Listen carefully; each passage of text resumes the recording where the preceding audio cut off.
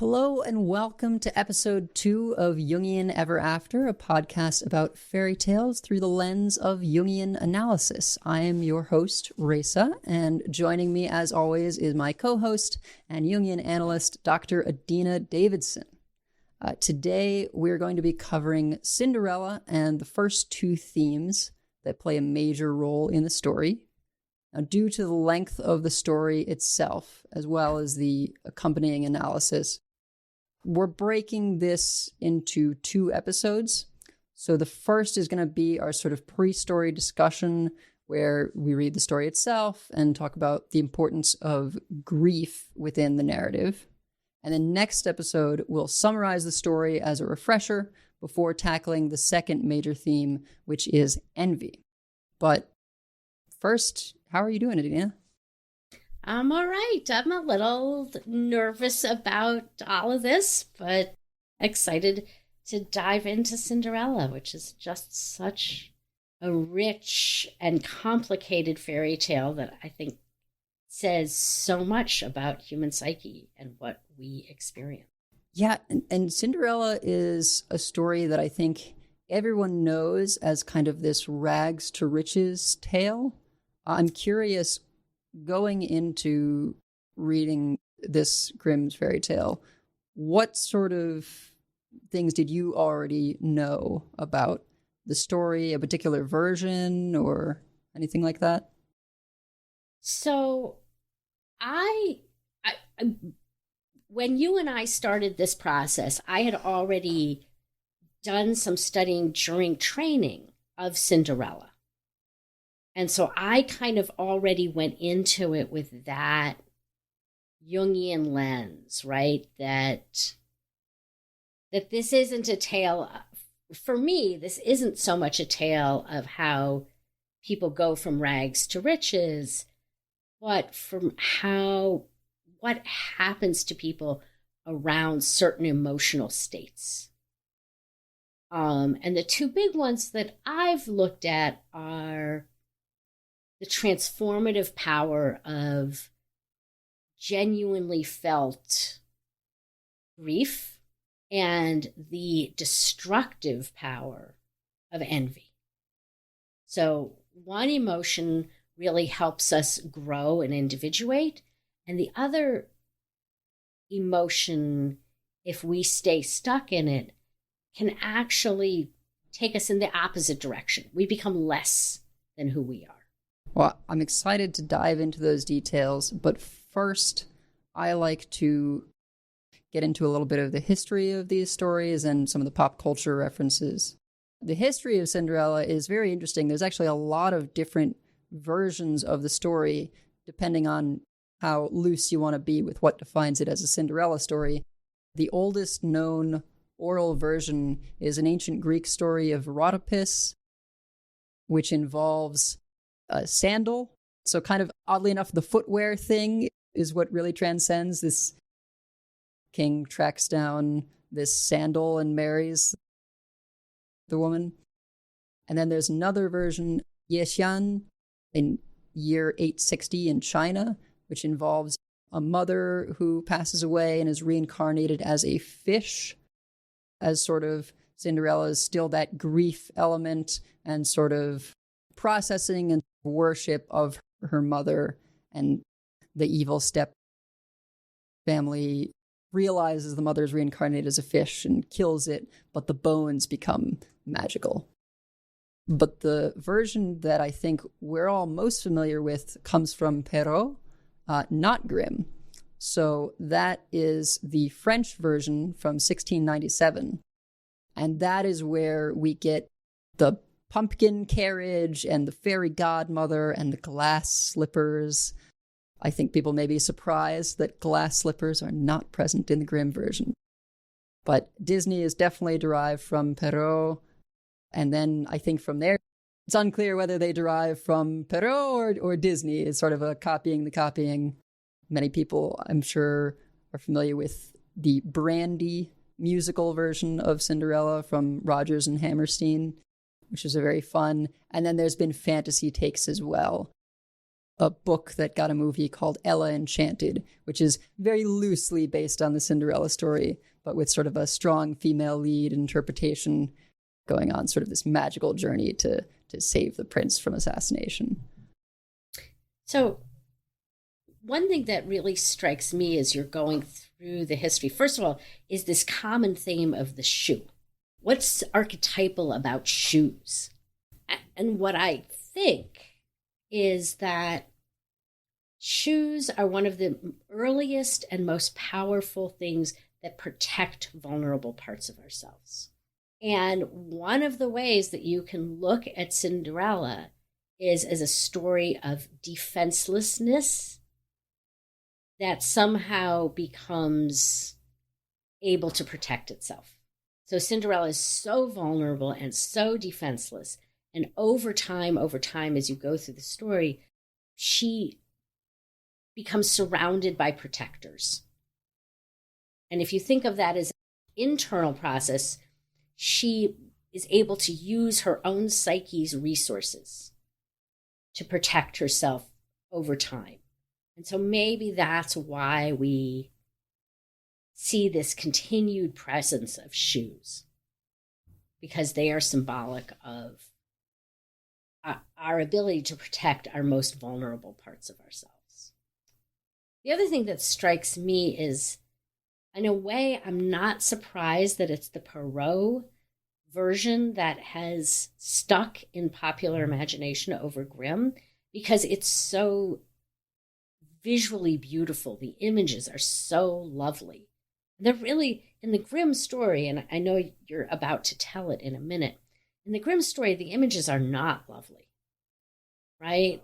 But in Perrault, we have this pumpkin carriage, these beautiful dresses, and glass slippers. Who doesn't want glass slippers? I mean, not in reality. I'm sure they'd be horrible to walk in. But they're just, but again, visual imagery is just so beautiful. And I wonder if that's sort of a cultural difference of German versus French, or perhaps a time period difference of harder times versus more fantastic times in terms of storytelling. Right. No, that's a really interesting. Like, there's not a lot of luxury in Grimm. No. And there's a lot of luxury in Perrault. And again, German versus French, or just more resources when Perrault was writing it. I think that's a really interesting question. Definitely. I don't think either of us are going to have an answer to that. But. No, but let's hear it now. We'll dive into the reading of Grimm's Cinderella. Cinderella, from Household Tales by Brothers Grimm. The wife of a rich man fell sick, and as she felt that her end was drawing near, she called her only daughter to her bedside and said, "Dear child, please be good and pious, and then the good God will always protect thee, and I will look down on thee from heaven and be near thee." Thereupon she closed her eyes and departed. Every day the maiden went out to her mother's grave and wept, and she remained pious and good.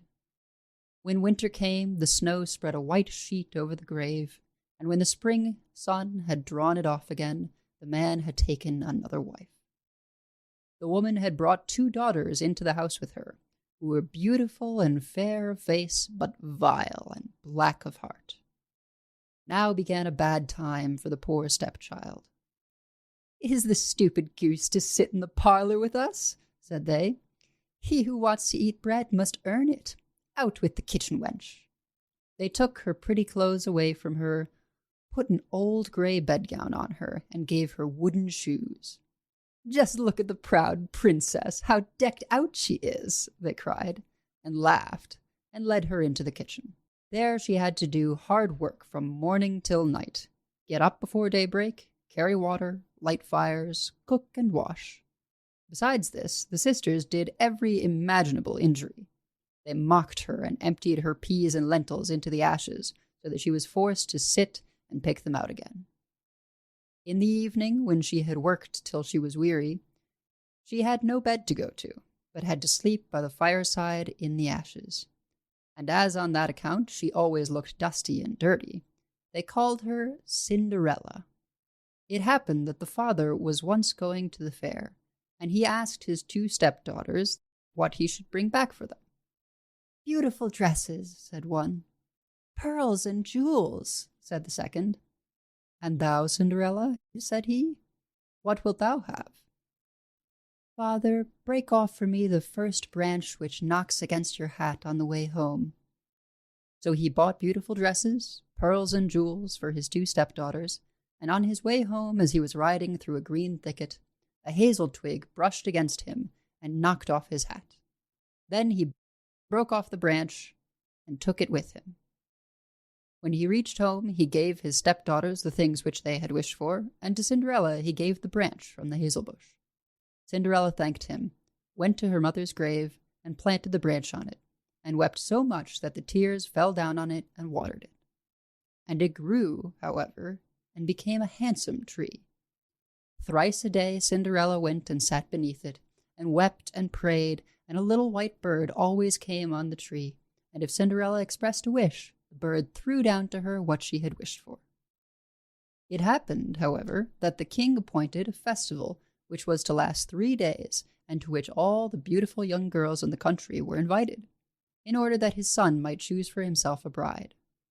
When the 2 stepsisters heard that they were to appear among the number, they were delighted, called Cinderella, and said, "Comb our hair for us, brush our shoes, and fasten our buckles, for we are going to the festival at the king's palace."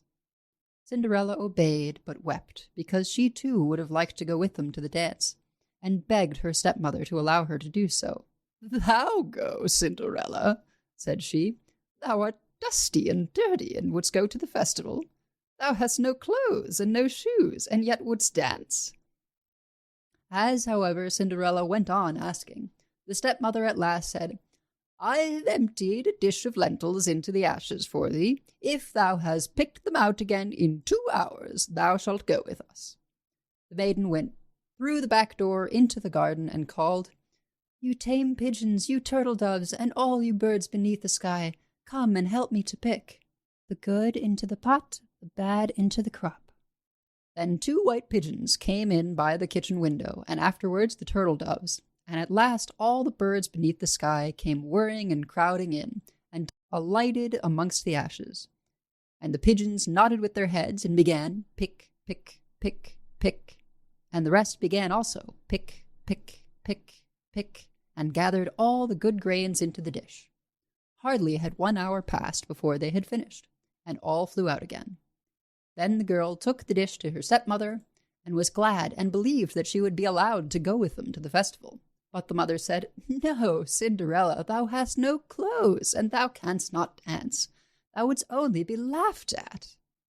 And as Cinderella wept at this, the stepmother said, "If thou canst pick 2 dishes of lentils out of the ashes for me in 1 hour, thou shalt go with us."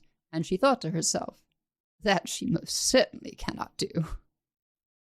When the stepmother had emptied the 2 dishes of lentils amongst the ashes, the maiden went through the back door into the garden and cried, "You tame pigeons, you turtle doves, and all you birds under heaven, come and help me to pick the good into the pot, the bad into the crop." Then 2 white pigeons came in by the kitchen window, and afterwards the turtle doves, and at length all the birds beneath the sky came whirring and crowding in, and alighted amongst the ashes.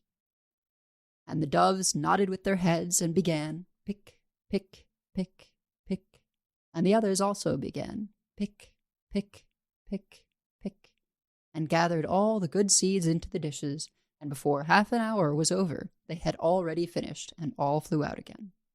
Then the maiden carried the dishes to the stepmother, and was delighted, and believed that she might now go with them to the festival. But the stepmother said, "All this will not help thee. Thou goest not with us, for thou hast no clothes, and canst not dance. We should be ashamed of thee." On this she turned her back on Cinderella, and hurried away with her 2 proud daughters. As no one was now at home, Cinderella went to her mother's grave beneath the hazel tree, and cried, "Shiver and quiver, little tree, silver and gold throw down over me." Then the bird threw a gold and silver dress down to her, and slippers embroidered with silk and silver. She put on the dress with all speed and went to the festival. Her stepsisters and the stepmother, however, did not know her, and thought she must be a foreign princess, for she looked so beautiful in the golden dress. They never once thought of Cinderella, and believed that she was sitting at home in the dirt picking lentils out of the ashes. The prince went to meet her, took her by the hand, and danced with her. He would dance with no other maiden, and never let loose of her hand. And if anyone else came to invite her, he said, "This is my partner." She danced till it was evening, and then she wanted to go home. But the king's son said, "I will go with thee and bear thee company," for he wished to see to whom the beautiful maiden belonged. She escaped from him, however, and sprang into the pigeon house. The king's son waited until her father came, and then he told him that the stranger maiden had leapt into the pigeon house. The old man thought, "Can it be Cinderella?" And they had to bring him an axe and a pickaxe that he might hew the pigeon house to pieces, but no one was inside it. And when they got home, Cinderella lay in her dirty clothes among the ashes, and a dim little oil lamp was burning on the mantelpiece, for Cinderella had jumped quickly down from the back of the pigeon house and had run to the little hazel tree, and there she had taken off her beautiful clothes and laid them on the grave. And the bird had taken them away again, and she had placed herself in the kitchen amongst the ashes in her grey gown. Next day, when the festival began afresh, and her parents and the stepsisters had gone once more, Cinderella went to the hazel tree and said, "Shiver and quiver, my little tree, silver and gold throw down over me." Then the bird threw down a much more beautiful dress than on the preceding day, and when Cinderella appeared at the festival in this dress, everyone was astonished at her beauty. The king's son had waited until she came, and instantly took her by the hand and danced with no one but her. When others came and invited her, he said, "She is my partner." When evening came and she wished to leave, and the king's son followed her and wanted to see in which house she went, but she sprang away from him and into the garden behind the house. Therein stood a beautiful tall tree on which hung the most magnificent pears. She clambered so nimbly between the branches like a squirrel that the king's son did not know where she was gone. He waited until her father came and said to him, "The stranger maiden has escaped from me, and I believe she has climbed up the pear tree." The father thought, "Can it be Cinderella?" and had an axe brought and cut the tree down.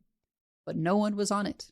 And when they got into the kitchen, Cinderella lay there amongst the ashes, as usual, for she had jumped down on the other side of the tree, had taken the beautiful dress to the bird on the little hazel tree, and put on her grey gown. On the third day, when the parents and sisters had gone away, Cinderella went once more to her mother's grave and said to the little tree, "Shiver and quiver, my little tree, silver and gold throw down over me." And now the bird threw down to her a dress which was more splendid and magnificent than any she had yet had, and the slippers were golden. And when she went to the festival in the dress, no one knew how to speak for astonishment. The king's son danced with only her, and if anyone invited her to dance, he said, "She is my partner." When evening came, Cinderella wished to leave, and the king's son was anxious to go with her, but she escaped from him so quickly that he could not follow her. The king's son had, however, used a stratagem, and had caused the whole staircase to be smeared with pitch, and there, when she ran down, the maiden's left slipper remained sticking. The king's son picked it up, and it was small and dainty and all golden. Next morning he went with it to the father and said to him, "No one shall be my wife but she whose foot this golden slipper fits." Then were the two sisters glad, for they had pretty feet. The eldest went with the shoe into her room and wanted to try it on, and her mother stood by. But she could not get her big toe into it, and the shoe was too small for her. Then her mother gave her a knife and said, "Cut the toe off. When thou art queen, thou wilt have no more need to go on foot." The maiden cut the toe off, forced the foot into the shoe, swallowed the pain, and went out to the king's son. Then he took her on his horse as his bride and rode away with her. They were, however, obliged to pass the grave, and there on the hazel tree sat the two pigeons and cried, turn and peep, there's blood within the shoe." "The shoe is too small for her, the true bride waits for you." Then he looked at her foot and saw how the blood was streaming from it. He turned his horse round and took the false bride home again, and said she was not the true one, and that the other sister was to put the shoe on. Then this one went into her chamber and got her toes safely into the shoe, but her heel was too large. So her mother gave her a knife and said, Cut a bit off thy heel. When thou art queen, thou wilt have no more need to go on foot. The maiden cut a bit off her heel, forced her foot into the shoe, swallowed the pain, and went out to the king's son. He took her on his horse as his bride, and rode away with her. But when they passed by the hazel tree, 2 little pigeons sat on it and cried, Turn and peep, there's blood within the shoe. The shoe, it is too small for her, the true bride waits for you. He looked down at her foot and saw how the blood was running out of her shoe, and how it had stained her white stocking.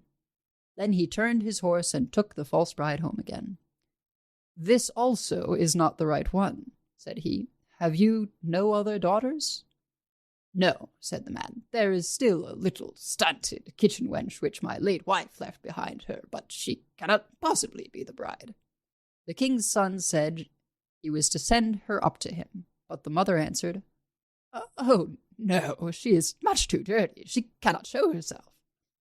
He absolutely insisted on it, and Cinderella had to be called. She first washed her hands and face clean, and then went and bowed down before the king's son, who gave her the golden shoe. Then she seated herself on a stool, drew her foot out of the heavy wooden shoe, and put it into the slipper, which fitted like a glove. And when she rose up and the king's son looked at her face, he recognized the beautiful maiden who had danced with him, and cried, That is the true bride. The stepmother and 2 sisters were terrified and became pale with rage. He, however, took Cinderella on his horse and rode away with her. As they passed by the hazel tree, the 2 white doves cried, Turn and peep, no blood is in the shoe. The shoe is not too small for her, the true bride rides with you. And when they had cried that, the 2 came flying down and placed themselves on Cinderella's shoulders, one on the right and one on the left, and remained sitting there. When the wedding with the king's son had to be celebrated, the 2 false sisters came and wanted to get into favor with Cinderella and share her good fortune. When the betrothed couple went to church, the elder was at the right side and the younger at the left, and the pigeons pecked out one eye of each of them. Afterwards, as they came back, the elder was at the left and the younger at the right, and then the pigeons pecked out the other eye of each. And thus, for their wickedness and falsehood, they were punished with blindness as long as they lived. Welcome back, listeners. I hope you enjoyed that reading of Grimm's Cinderella. I'm sure that wasn't quite the story many of you are familiar with. As we were sort of discussing, Grimm has several differences from the Perrault version. But one of the big ones is handling of the father. And something you may notice is the father's largely absent from the Perrault version. They kind of don't involve him. He's maybe there at the beginning. I think often, if he's portrayed much at all in the movie versions, etc., I think he's supposed to be a loving father that's just sort of absent and neglectful in terms of letting the step family abuse Cinderella. But in Grimm, it's a little different. He's kind of involved. Yeah, I would even say in the Grimm story, he colludes with the stepmother. He has joined the alliance that is persecuting Cinderella, which actually, in a way, makes the story even more horrifying, right? Oh, absolutely. It's one thing to have a loving father who's just so busy at work that he doesn't know what's going on. That allows a child the feeling that there is still a loving parent out there if I could just access them, if I could just get their attention. But if that parent has joined the evil stepmother, the abusers, then the child really has nothing. And I think actually that is the psychological intent or result of the way Grimm tells it. For the listener to be confronted with this absolute vulnerability, this child who has no one. It's not the whole part, right? You think that it's not going to be that way at first, because he goes to the market and he asks each of his daughters what they want as a gift. And Cinderella just asks for this branch that she then plants on her mother's grave, grows into a tree. You think, well, they're all asking for a gift. He's treating them equally. But where we really get to this awful behavior is where the prince is coming around and asks, have you no other daughters? And her father says, there is still a little stunted kitchen wench, which my late wife left behind, but she cannot possibly be the bride, as if she's not his daughter at all. And that betrayal, I think, particularly for, I guess they don't verify an age here, but people got married younger than, probably like 16 or something. I mean, that is really, it'd be heartbreaking at any age, but I think particularly in sort of formative years. Yeah, I agree. And again, I think this taps into that archetypal abandonment that we all experience. So we are going to deeply connect with Cinderella in this moment, because we're going to feel her abandonment in our own abandoned places. And I think that makes the story so powerful. It's part of the reason that it's survived so many centuries. Yeah, and something that I think also makes this particular version powerful is the grief element. That's what this whole episode is sort of about. And that taking the branch home, planting on her mother's grave, and the sort of magic comes from that tree, the birds on that tree. It's a little vague on the specifics, but it's the magic and healing power of grief. Whereas the Perrault version, by contrast, has this fairy godmother aspect, which has become so iconic, but I think is less beautiful. I mean, the glass slippers and the pumpkin are more kind of beautiful elements, but the fairy godmother is fantastical. And while it's fun and everyone recognizes it, it's kind of a shame to lose that grief element. That really, it is Cinderella's grief that grew the helpers. They didn't just appear from nowhere. They appeared out of her capacity to deeply engage in her own loss and express her loss. So yeah, let's dive in. Cinderella begins with a mother dying and her mother's loving promise to watch over Cinderella even after death. This is really different from the abandoning parents of our last tale that we looked at, Rapunzel. This mother clearly loves Cinderella and is only leaving her because she must. She dies. She has no choice. But Cinderella behaves like a child who has had a secure, loving attachment. She's had a parent who genuinely loves her through her early years.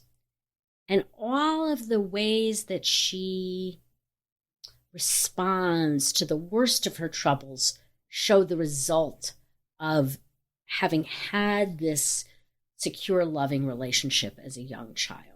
And the first result is that Cinderella is genuinely able to grieve her mother.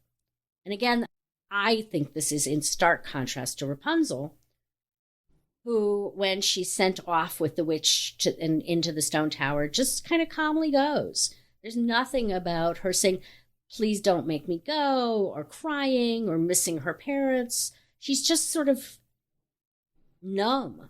Oh, okay, this is what I'm doing. In contrast, Cinderella goes to her mother's grave every day and weeps. And weeps and weeps and weeps every single day. And then we come to a bit of a turning point. So this first stage is just Cinderella engulfed in her loss. But then Cinderella's father goes to the fair. And he asks all of the sisters, as you said before, he asks them all, what do you guys want? I'm going to the fair. The stepsisters ask for and get material goods. Cinderella asks for a tree branch. And I think her asking for a tree branch is also really meaningful. Trees are a numinous symbol in every culture. Some of the things they symbolize, and because they're really a symbol, we can't know everything, but some of the things they symbolize are growth, rebirth, right? Because trees appear to die in the winter, but they come back in the spring. The power of life. In some cultures, in many cultures actually, they're symbolic of the spirit of the world. And they're symbolic of spiritual transformation. So the fact that she asks for a tree branch right away says, okay, something important and transformative is about to happen. Then she plants the tree branch by her mother's grave. So she plants this symbol of rebirth and life right next to the symbol of death and loss. And she waters it with her tears.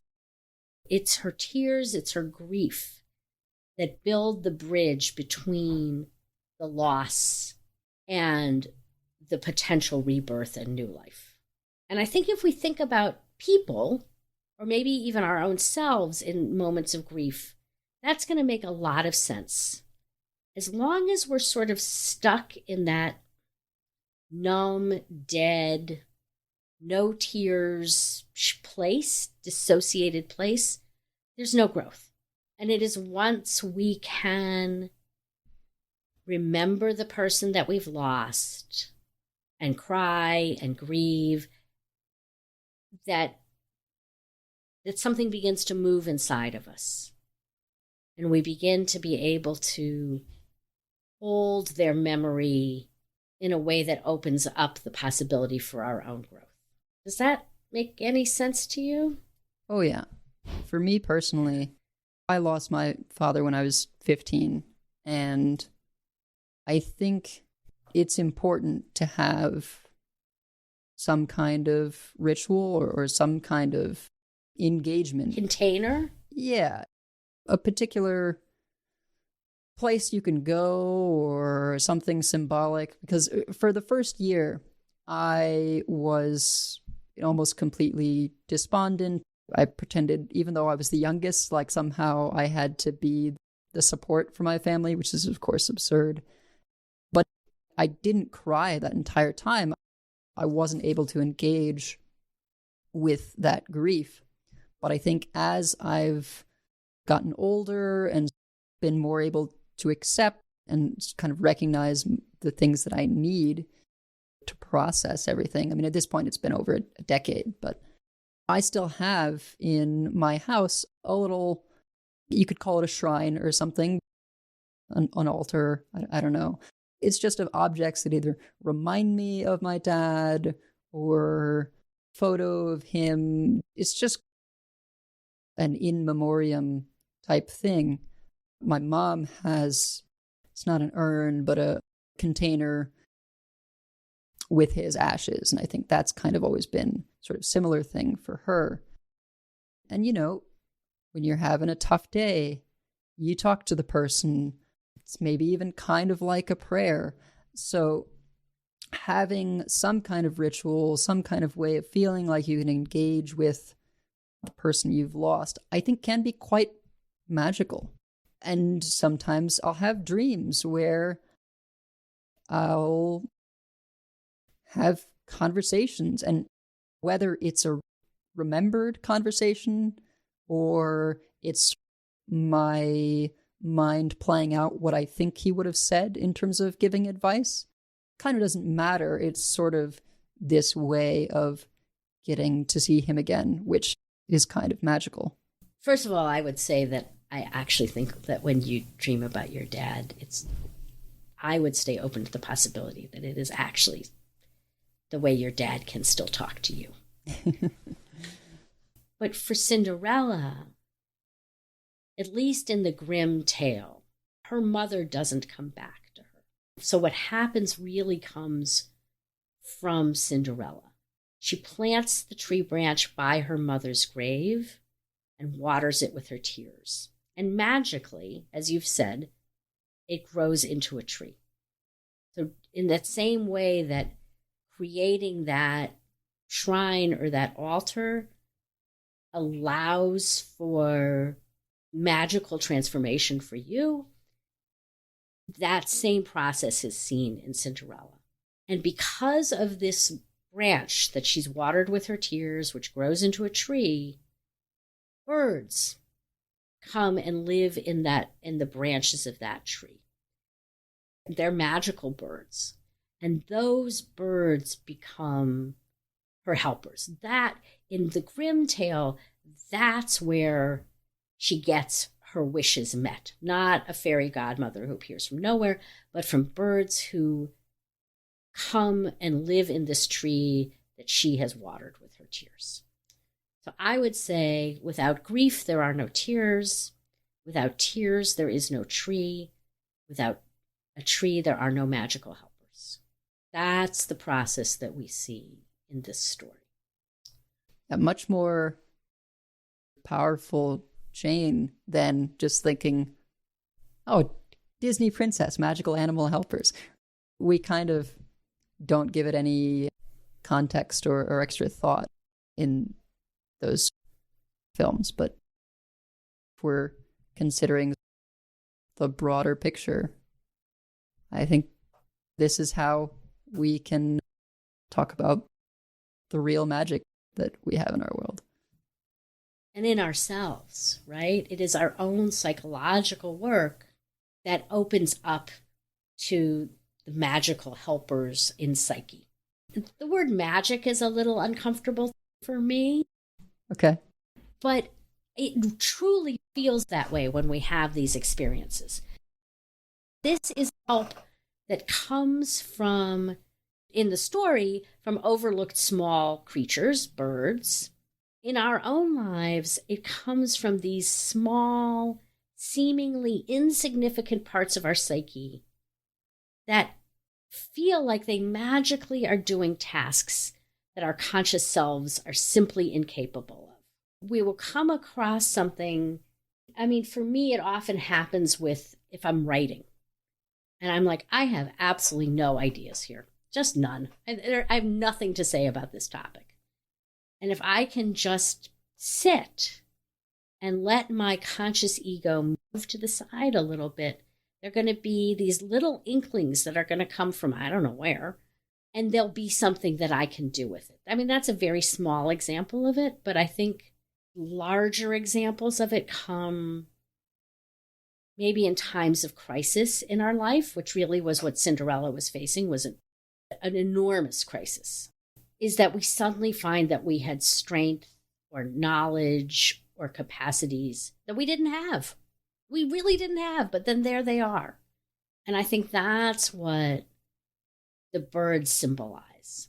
So when these magical helpers in psyche appear, it comes without our conscious volition. It comes without our agency. Our agency is exhausted. It is at the end of its resources. And just suddenly there is something there. But in this story, and I think for all of us, there's necessary groundwork that our conscious selves do. And in this case, it was grief. It's interesting. You mention Cinderella in Crisis. And actually, the crisis is not exactly the core impetus for what's going on. The crisis is just, it's there. It's her whole life. She's being treated as this slave. But the impetus for everything that happens is, well, the prince is having a ball and is going to pick a bride and she wants to go. And when you kind of remove yourself really far back and look at it like that, you would almost think, wow, it's kind of a shallow story. She just wants to go to the ball with everyone else. But it's the fact that everyone is invited, but her family won't let her go. Mm-hmm. And so it's this last straw kind of thing, or just this is finally something that she really wants to do because she hasn't been able to live a great life while working as a slave for her stepfamily. And finally, she has this impetus to go to the party. But she tries to follow the rules for so long. Her stepmother gives her what is perceived to be an impossible task. Surely she can't complete this. Through those magical helpers, she's able to peck all of the lentils out of the ashes. And then, okay, did that, but now go do it again. Of course, she won't be able to do it by the time. And she does it again. And then finally, the stepmother has to just say, look, you're not going. And I actually think that story really lives on in many of us at many different times of our lives. There are times where we're just sort of stuck in misery, right? We are sleeping in our own ashes, just like Cinderella was sleeping in the ashes. We are slaves to our internal or external circumstance or both. And then a yearning to do something arises in us. And that something may not make a whole lot of sense on the surface. But we cannot get away from that yearning. It just keeps poking at us and poking at us. And we have to do something different. We can't just keep sleeping in the ashes. We have to try something. And I think that's, again, what the story of Cinderella lets us take a look at is, okay, sometimes we want to do something that makes no sense, that doesn't even seem related to improving our circumstances. But Psyche isn't going to let it go. It's going to keep pushing it until we finally have to stand up to our internal or external evil stepmother and just try. So once Cinderella is told, no, following the rules isn't going to work. You are simply forbidden to go to the party, period, end of story. Don't care how many lentils you pick out of the stones. She goes and stands under her tree, the tree that she brought to life with her grief. And she asks the birds to send her the clothes and the shoes to go to the ball. And her wishes are granted. And she goes to the ball, and the prince is smitten. The young masculine meets the young feminine in that Jungian archetypal way that symbolizes movement towards wholeness in a admittedly very gender binary way. But this is how fairy tales symbolize the possibility for a new wholeness. But Cinderella wants to hide where she came from. There's a shame about who she is.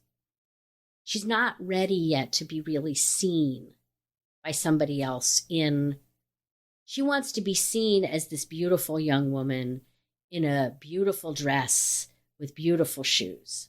She does not want the other part of herself, which is the slave girl who sleeps in ashes, to be seen. And again, I think that that's something that we all experience. We want the beautiful, lovely, polished parts of ourselves to be seen, and we don't want the messy, dirty, perhaps victimized parts of ourselves to be seen. I think you need look no further than Instagram to know that that is true. Yeah, right. How carefully people curate their lives, right? Nobody ever puts their junk drawer on Instagram. Let alone the really shitty thing that they did. Or, yeah. So the story has to repeat a few times. She has to go again, and she has another wish for beautiful clothing, and again the prince is smitten, and again she hides where she lives from the prince. She's still not willing to show her whole self. On the third day, and 3 is always a magical number, Cinderella goes to the tree next to her mother's grave and gets another dress from the bird and does the whole thing for the third time. And for the third time, Cinderella tries to escape the prince. But this time, the prince takes the agency role. And he has laid a trap for her. He's wised up that this beautiful girl that he's so in love with is going to sneak out on him again. So why do you think the repetition here? Because I think that's what we do. In Jungian terms, I would call the beautiful dress and the beautiful slippers part of persona, right? It's the part that we want to put out into the world and really functions in the world. But when we really love somebody, they have to be able to see past our persona. We have to let them. A real love loves more or less all of us, right? I mean, probably not perfectly, because there is no perfect happily ever after in normal waking life, but as close to that as possible. They're going to love the whole person with all of our broken, messy parts. We usually are going to put up a pretty good repetitive fight to hide those parts from other people. I think that's why the repetition. Yeah, it's interesting as well, as someone who has gone through some kind of great loss, some kind of grief. The world sort of splits into people who've been through what you've been through and people who haven't. Mm-hmm. And so I think there can be a tendency, I mean, obviously she wants to hide, in this case, the cinder part, the sleeping in the ashes, the how she's treated at home. But I think maybe it could also be hiding this grief. Is he going to understand?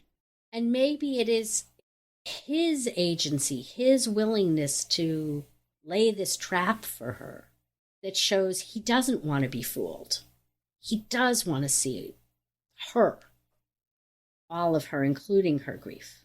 And that's what allows the story to move forward. Yeah. It's interesting, that idea of another person who can witness you, who can see you in that full way is necessary, and who shows their willingness to do that. And then, of course, he takes up that shoe and resolves to find Cinderella. But that kind of covers all of the grief elements for the story. So I think we have to leave the rest for next episode, where we're going to be talking about envy. And in particular, I think you had a book that people might be interested in regarding envy and Cinderella. Yeah, it's Cinderella and Her Sisters by Ulanov. And we'll announce it again when we release the next episode. But it's really a wonderful, wonderful book of the effect on envy on both the person who is being envied and the person who is doing the envying. Some extracurricular reading for everyone. Exactly. If you don't have enough from the podcast, there's always more to read. And that wraps things up for this episode. Our intro-outro music is a sample of Spring Movement 1 Allegro from The Four Seasons, composed by Antonio Vivaldi and performed by John Harrison with the Wichita State University Chamber Players. You can find the full version at freemusicarchive.org, link in the show notes. And if you like what you've been hearing, please leave us a 5-star review on Apple Podcasts or your podcast feed of choice, as it really helps other people find the show. This show will always be free and available to all, but if you would like to monetarily support the show, you can do so at patreon.com/JungianEverAfter. Also, Dr. Adina Davidson is a certified Jungian analyst who offers telesessions. You can find out more about her practice at adinadavidson.com or her Psychology Today profile. We'll be with you again next month, but until then, we hope your month is filled with exploring the worlds of imagination and storytelling.